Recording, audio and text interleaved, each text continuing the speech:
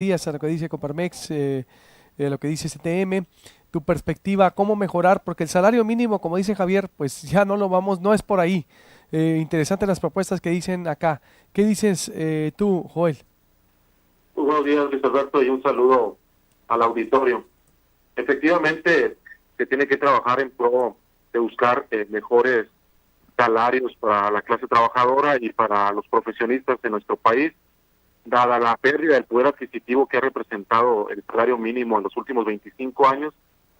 Según estudios de la Facultad de Economía, representa el 76.3% de pérdida del poder adquisitivo. Además de la pobreza laboral, que es un concepto que muchas veces no se maneja, pero se tiene una pobreza laboral del 41.8% de los hogares en México que no pueden adquirir la canasta básica con sus ingresos laborales, es decir, no les alcanza para poder adquirir sus alimentos, y esto nos lleva a tener problemas no graves en cuanto a esa pobreza laboral. Y desgraciadamente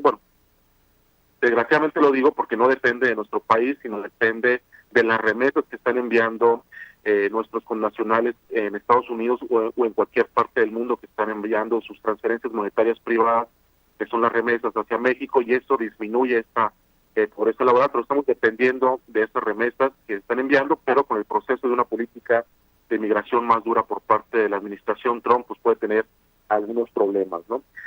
Siempre lo he comentado, pues independientemente de si suben o no el salario, la cuestión es tener empleada a la gente, porque si subes el salario y no está empleada la gente, pues no sirve de absolutamente nada, ¿no? Entonces, estrategias para poder entrarle al incremento salarial acorde a la estructura de los factores económicos de la producción, efectivamente la productividad sectorial y por regiones. No es igual una región del sur a una región del norte, y tampoco es igual la cuestión de los sectores económicos, servicios, sector primario o agropecuario y el sector de la industria. Entonces hay que ver aquí un modelo que se pueda implementar con base en considerar lo que son las regiones y los sectores económicos de nuestro país y medir la productividad por esos sectores y por esas regiones, y así tener un impacto correcto en lo que es la clase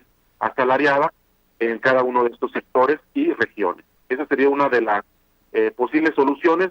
Son propuestas que se deben de someter ante lo que es el Comité de Representantes de la Comisión Nacional de Salarios Mínimos, y deben de decidir tanto el sector gubernamental como el sector patronal y sindical hacia dónde van los tiros a raíz de lo que comentaron hace un momento en la mesa.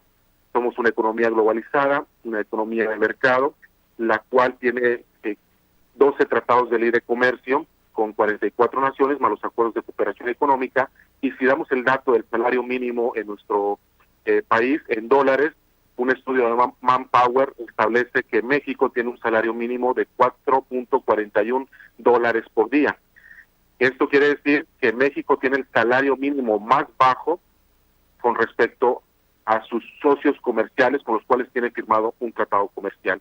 Si hablamos del salario mínimo en Estados Unidos y en Canadá, está por encima de los $60 por día. Entonces, esto nos lleva a tener una desventaja considerable en la renegociación, y sobre todo que no somos competitivos. Efectivamente somos atractivos para inversión extranjera directa, pero no somos competitivos en materia salarial. Inclusive Costa Rica gana más que Honduras, gana más Argentina, Brasil, Colombia, Chile están por encima del salario mínimo.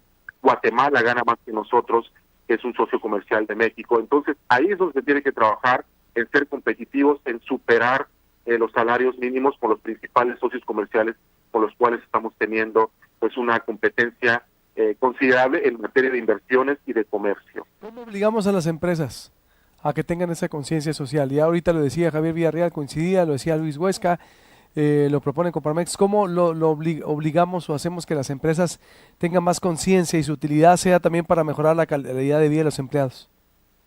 Efectivamente, y esto no es por ley. De hecho, en los otros países no se tiene una ley de salarios mínimos, ¿no? Como el caso de nuestro país. Lo comentaban muy bien hace un momento, Marcelo, de la cuestión de tener lo que es una conciencia por parte del empresario, y sabemos muy bien, lo comentaba Marcelo, en el norte es donde más se paga salario, no se paga el salario mínimo, pero hay que tratar de homologar esos salarios mínimos, o no llamarle ya salarios mínimos, sino que sea un salario con base en la productividad. Y esto debe ser un acuerdo que se tome, y esa iniciativa la tienen que llevar al Comité de Representantes de lo que es la Comisión Nacional de Salarios Mínimos, y proponer primeramente si es pertinente esa ley de salarios mínimos que actualmente está operando, acorde a que estamos perdiendo competitividad salarial con los principales socios comerciales con los cuales tenemos firmado un tratado. Insisto, es el salario mínimo más bajo.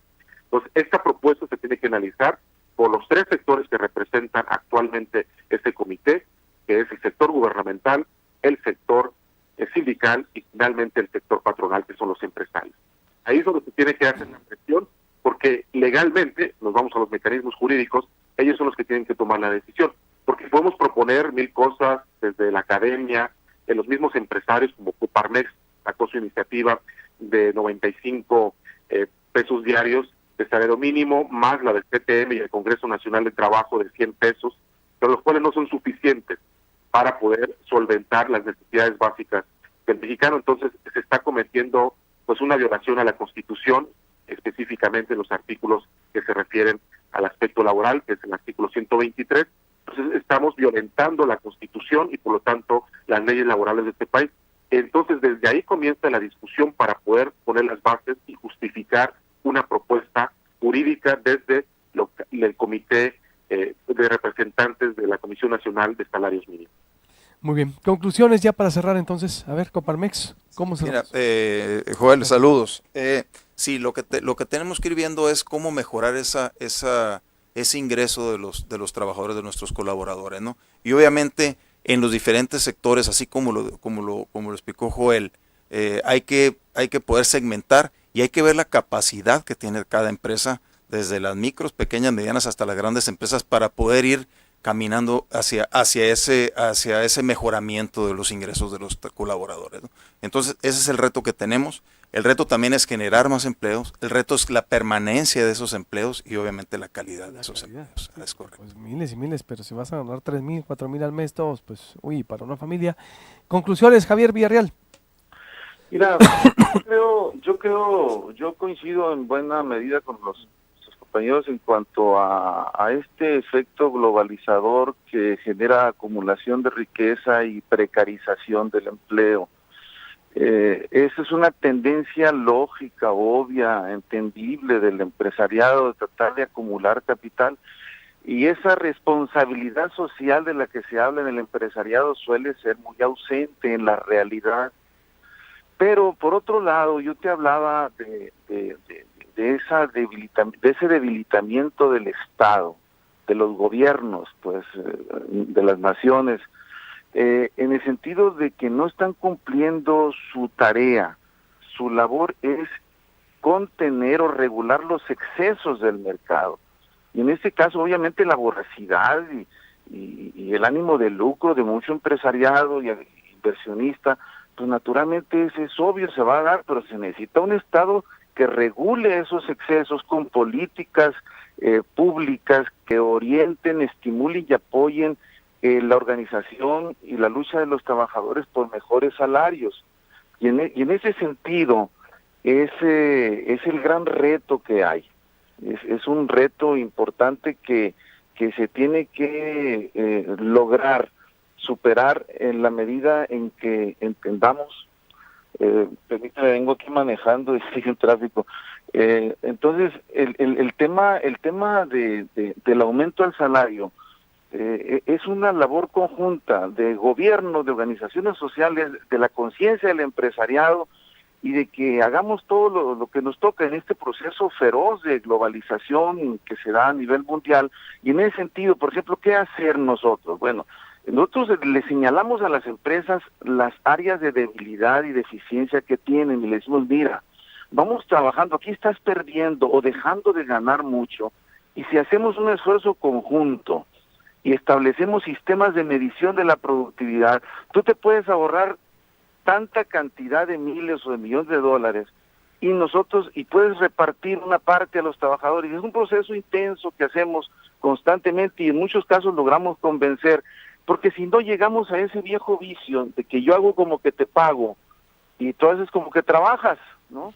Y en ese sentido eso sería llevarnos a perder competitividad, pero también es injusto lograr niveles de productividad sin que sea compensada realmente por el empresariado. Es una lucha, Luis Alberto, compañeros, constante, permanente, pero sí necesitamos la conciencia y la participación de todos los actores. Totalmente de acuerdo. Joel, para cerrar. La cuestión aquí es efectivamente buscar esas mediciones de la productividad. Se puede modificar la ley efectivamente para hacerlo, y esto cuesta, una modificación legal cuesta, y ver cuál es el mejor indicador para medir la productividad, en donde participen todos los actores, como ya lo comentó el diputado hace un momento, en la cuestión de la conciencia que debe tener el sector gubernamental, patronal y sindical, y los actores sociales que estén involucrados en la cuestión de poder tener un indicador fundamental y que esté jurídicamente avalado para poder pagar a lo que es la clase asalariada, y así lograr que con base en la productividad y buenos empleos y de calidad, y mantenerlos, como ya lo comentaron, que eso es fundamental, porque si no estás empleado, por más que suban el salario mínimo en este país, pues no vas a gozar de ese aspecto favorable de ingreso. Y además los otros factores que no se han comentado acá en términos económicos, pues tenemos la inflación no galopante que está cerrando en 11.40%, la inflación subyacente, que es la que está en 6.36, pero la que realmente deberíamos de observar es la inflación no subyacente, que está en 11.40, que incluye el incremento de los alimentos y de los energéticos, aparte de los impuestos que se tienen que pagar, y la depreciación cambiaria, que también afecta en el salario, y finalmente la cuestión relativa al incremento de la tasa de interés, que en los últimos 2 años se ha incrementado en 4 puntos porcentuales, que esto viene a reducir aún más el poder adquisitivo de las familias mexicanas. Totalmente. Les agradezco mucho a los tres, en verdad. Gracias, Joel. Muchas gracias, Luis Alberto, y un saludo al auditorio y a la mesa de análisis. Igualmente, gracias, Javier. Gracias, igualmente, saludos. Abrazo y gracias, mi estimadísimo también, aquí saludos. Marcelo Meucci. Tengo muchos comentarios ya para que vean un poco. Otros Sonora ya querían